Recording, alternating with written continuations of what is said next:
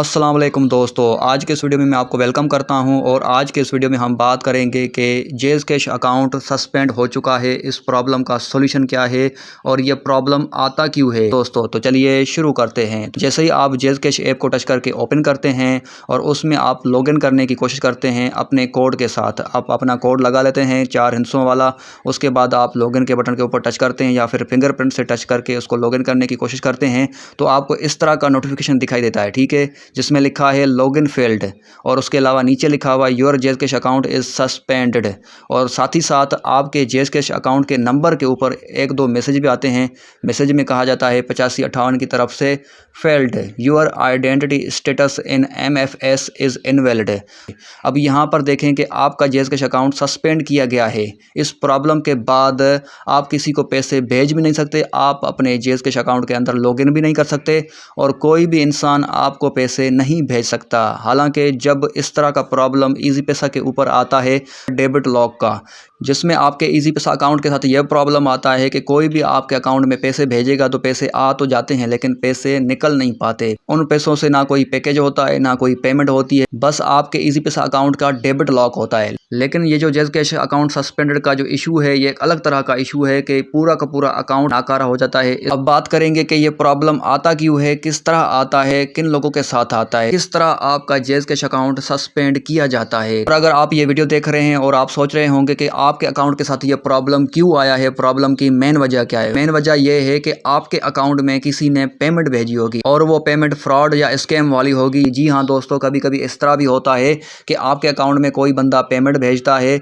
तो वो payment scam या फ्रॉड वाली होती है। पेमेंट स्कैम या फ्रॉड वाली कैसे होती है कि एक बंदा किसी को पेमेंट करता है, पेमेंट करने के बाद अगर उसका काम नहीं होता, यानी कि जिस मकसद के लिए उसने पैसे भेजे होते हैं, कोई सर्विस के लिए, कोई ऑनलाइन काम के लिए या फिर कोई चीज़ के लिए, कि उसके बदले में उसको वो चीज़ मिलेगी, अगर वो चीज़ उसको नहीं मिलती तो फिर वो हेल्पलाइन के ऊपर कॉल करते हैं। कंप्लेंट सेंटर है जेज़ कैश वालों को कॉल करके कहते हैं कि भाई ये पेमेंट मैंने की है, इसकी ट्रांजैक्शन ID ये है, इस टाइम पर मैंने पेमेंट की है, इसके अकाउंट में की है और इसने मेरा काम नहीं किया, मुझे इसने सर्विस नहीं दी या फिर कोई चीज़ देनी थी तो वो मुझे चीज़ नहीं मिली है, तो मेरे साथ धोखा हो गया है, मेरे साथ स्कैम हो गया है, तो आप इसके खिलाफ कोई एक्शन ले लें। तो जेज़ कैश के हेल्पलाइन वाले या कंप्लेंट सेंटर वाले इस फ्रॉड के ऊपर, इस स्कैम के ऊपर एक्शन लेते हैं। फिर जिन जिन अकाउंट्स के अंदर ये पेमेंट जाती है तो उनके अकाउंट्स को वो सस्पेंड करते हैं। जी हाँ दोस्तों, कभी कभी ऐसा भी होता है कि एक बंदे के साथ स्कैम हो गया 5000 रुपये का और उस बंदे ने 5000 जिस बंदे को भेजे तो उसका अकाउंट सस्पेंड हो जाएगा। लेकिन उसका अकाउंट सस्पेंड होने से पहले अगर उस बंदे ने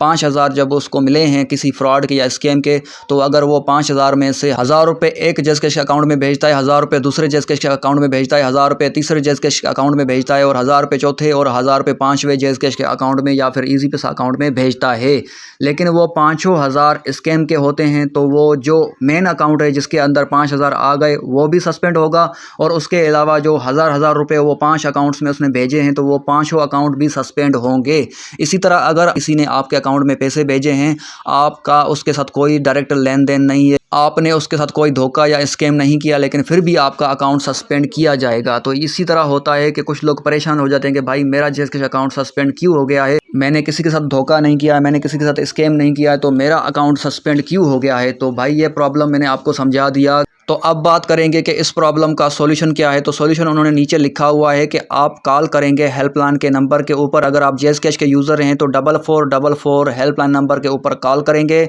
और अगर उसके अलावा अदर नेटवर्क के यूज़र हैं तो आप इस नंबर के ऊपर कॉल करेंगे 05111124444 और उसके अलावा आप ईमेल भी कर सकते हैं इस एड्रेस के ऊपर complaints@jazzcash.com.pk। तो यहाँ पर ये जो सॉल्यूशन लिखा हुआ है ये जेज़ कैश कंपनी की तरफ से, लेकिन ये इसमें प्रॉपर सॉल्यूशन नहीं होता। सॉल्यूशन अब इस तरह होगा कि अगर आपके साथ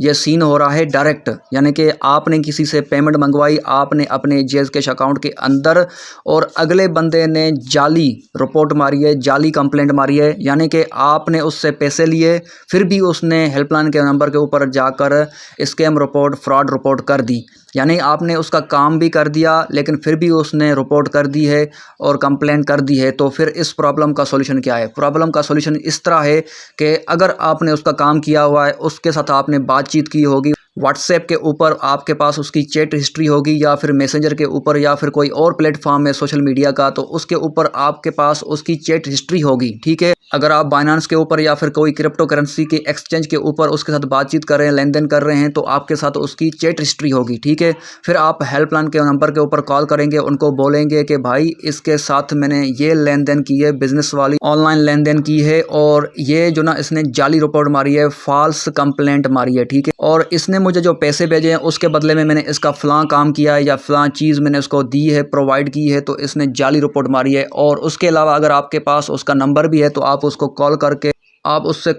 उससे बातचीत कर सकते हैं, उससे पूछ सकते हैं कि भाई आपने ये जाली रिपोर्ट क्यों मारी है, अभी भी आपको क्या रहता है, आपको और क्या चाहिए। अगर वो ज़्यादा डिमांड करता है तो फिर आप हेल्पलाइन के नंबर के ऊपर कॉल करें, अगर वो छोटी मोटी डिमांड करता है तो आप उसके साथ मसला सॉल्व करें और उसको बोलें कि हेल्पलाइन के नंबर के ऊपर कॉल करके ये जाली कंप्लेंट वापस ले ले। जैसे ही वो कंप्लेंट वापस लेगा तो आपका जैज़कैश अकाउंट फिर से एक्टिवेट कर दिया जाएगा, बहाल कर दिया जाएगा। अगर वो जाली कंप्लेंट वापस नहीं लेता तो फिर आप जैज़कैश हेल्पलाइन के नंबर के ऊपर कॉल करेंगे, और आप कॉल करेंगे, इनको बताएंगे कि भाई इसका मैंने सारा काम किया हुआ है, इसको मैंने सर्विस दी हुई है, या फिर कोई चीज़ दी हुई है, या फिर कोई क्रिप्टो करेंसी दी हुई है, या फिर एक्सचेंज करके कोई और करेंसी दी हुई है इसको, लेकिन फिर भी इसने जाली रिपोर्ट मारी है, तो मेरा इसमें कोई कसूर नहीं है, उसने कंप्लेंट फॉल्स मारी है, झूठी कंप्लेंट की है। तो फिर हेल्पलाइन वाले कहेंगे आपको कि आप अपनी चैट के हिस्ट्री के स्क्रीनशॉट ले लें और complaints@jazzcash.com.pk के ऊपर उनको भेज दें। ठीक है, तो ये ईमेल कैसे करते हैं इस हवाले से मैंने एक अलग से वीडियो बनाया हुआ है, उस वीडियो का लिंक डिस्क्रिप्शन में मिल जाएगा।